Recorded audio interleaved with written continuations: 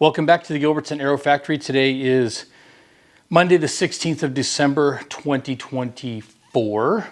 It's about 2:15, 2:30 in the afternoon, and I need to get some work done on these flaps. The last time you saw me was last Wednesday. I have had a bunch of chores piling up here at home, and it was time to get that stuff done, and I got most of it done, not all of it. But anyways, back to the airplane. Oh, by the way, yesterday I stopped by Tim's shop, got some goodies. He 3D printed a whole bunch of these little clips for me for plumbing the conduit through my wings. So this is awesome, and I greatly appreciate it. Tim isn't building today. Tim is in San Antonio doing adult stuff, actual work. But a big thank you to him for that, and another goodie that I'll show you later on in an upcoming video. So yeah, today get to work on these piano hinges.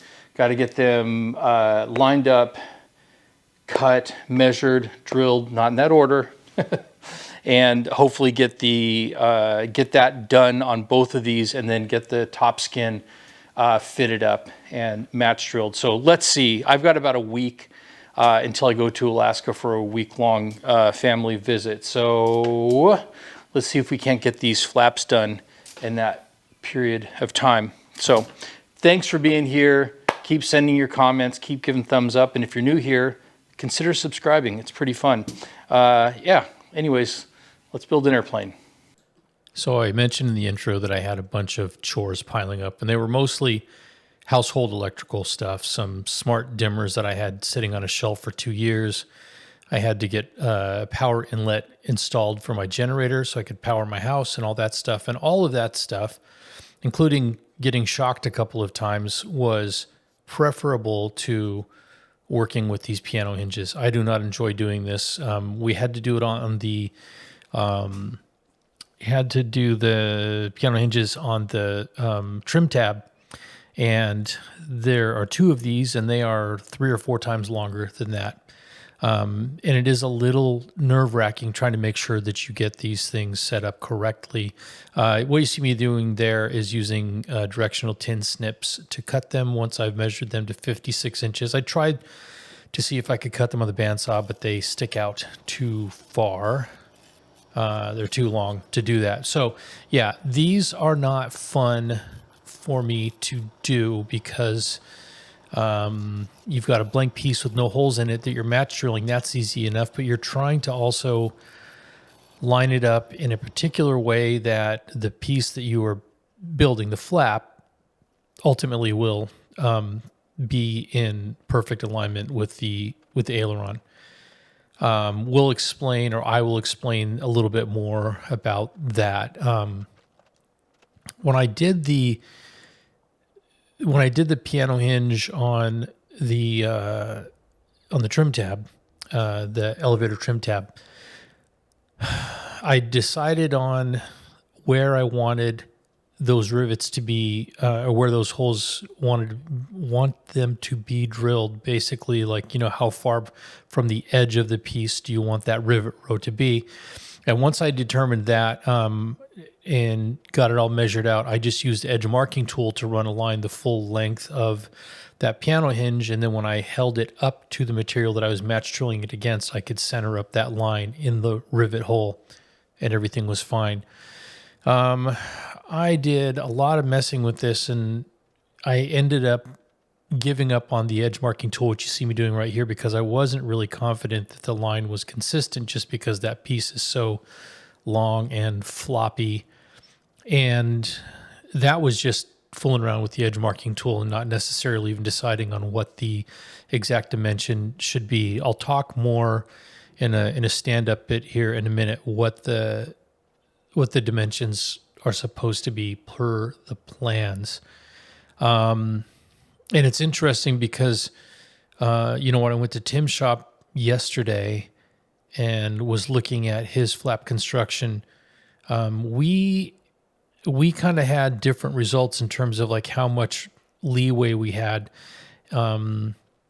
in positioning those, when you see me kind of test fitting it right here, where we're fitting those piano hinges with respect to that edge. If we're kind of pulling them toward me, that would mean that it would ultimately the flap itself would be extend a little bit further back, and we're talking like 64ths or 32nds of an inch.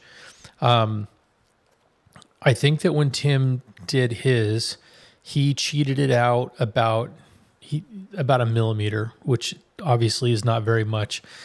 I fooled around with this for a long time, and you see me going back and forth to the plans there, trying to see how much room I had. So the first thing I did was I marked the minimum edge distance and then checked to see if that gave me any space. And I think coming up here in just a second, we'll take a look at my rambling explanation. Here's about what's been that. going on for the last 20 minutes or so that I've been trying to figure out how I'm going to get these piano hinges set. They need to be match drilled to these holes on the bottom of the skin and the aft, or rather the forward spar of the flap.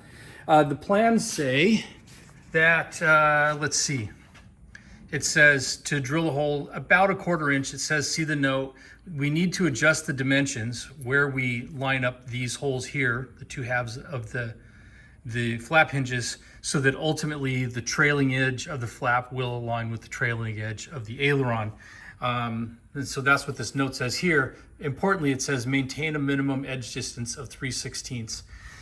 I've been told that more often than not, you need to create a little bit more space here so that the flap can come out to meet the dimension of the aileron. However, as I'm doing this, what I'm learning is with the minimum edge distance of 3/16, these basically need to be mounted, not cheated out at all.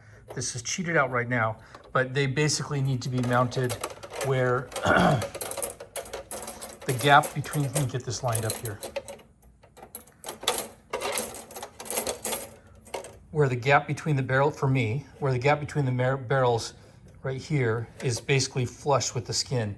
That does two things. It gives me the 3/16 minimum distance, and it happens to be 1/4 inch to the center of the hole. So yeah, I guess if there's any adjustment that has to be done, it's going to have to happen when I put the other half of it on the flap brace, because I cannot make an adjustment on here without violating edge distance, which is not good. So anyways. So there you go. I'm beginning the drilling on this stuff, and I'm using the tiny little Cleco clamps and just going one hole at a time, trying to make sure that they stay properly aligned. I did fudge it a tiny bit, maybe 1/2 millimeter off of the flush position. I mean, I must have spent 10 minutes or more just kind of test fitting and trying to get the first couple of holes lined up, or the end of that piano hinge lined up and ready for drilling. I think it turned out okay, except I did end up making a semi-egregious mistake. We'll talk, just stay tuned.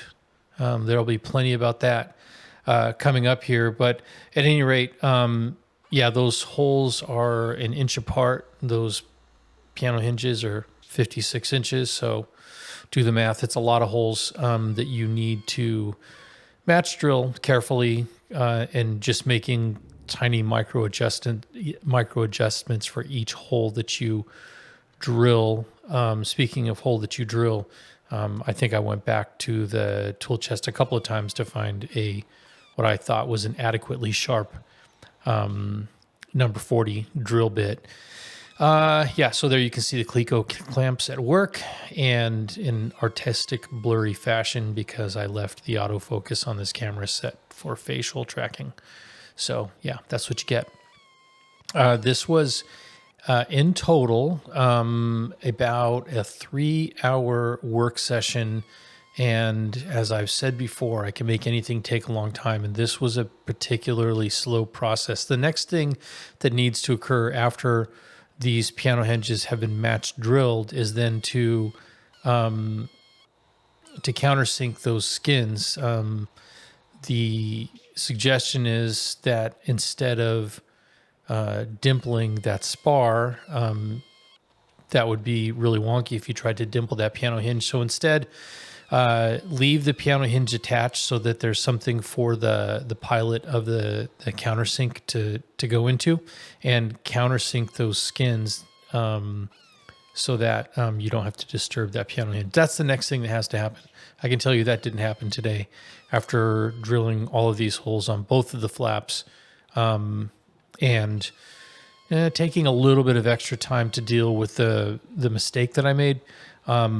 I felt like 3 hours was enough for me this evening. Hopefully tomorrow I'll be able to get a bit of an earlier start, although I still have a bunch of other important stuff that I need to accomplish in the next, 8 days before I take off on my trip. Don't know that I necessarily ever talked about it, but yeah, going to Alaska, my mom, my sister, my nephew, and I are going up to Anchorage, which is where I consider the place that I grew up. I lived there from ages 13 to 20 and have not been back to Anchorage since 1995. So it's been a little while, and we have a lot of family up there. So that'll be a fun trip. And then I think that once I'm back from that, I will be home for a pretty good period of time and be able to get a lot done. I now have, if not in my hands, I will have in my hands very shortly, the bulk of the material that I'll need to do all of the plumbing inside of my wings. I've got the conduit coming. You saw the little clips that, and if you've seen Tim's channel, you've seen those in action. So I've got those set up. I ordered today my Fly LEDs lights. I got the Works package or whatever. I'm still on the fence about leading edge lights. Yes, I would love to have even more light up front. But the installation process is scary. They're not inexpensive. And if you mess it up, your fears were well-founded, and it could be 2 or 3 times more expensive. So that was not part of my order. We'll see what I end up doing. But here coming up very shortly is my big boo-boo, and it happened on the very last hole, if you could believe it, the very last hole in this row. There you go, bonus hole. Like, how can you even do that when you're match drilling? But I did. I don't know if it was just a kind of a funky angle in the way that I had the Cleco clamps placed, that when I went to drill that thing, maybe I lifted the drill bit out of the pre-punched hole and then started drilling a nice clean bonus hole. But as we'll find out later on here in this video, this is not an irreparable problem. I don't have to rebuild this whole thing. Fortunate hole in this whole flap, this whole assembly.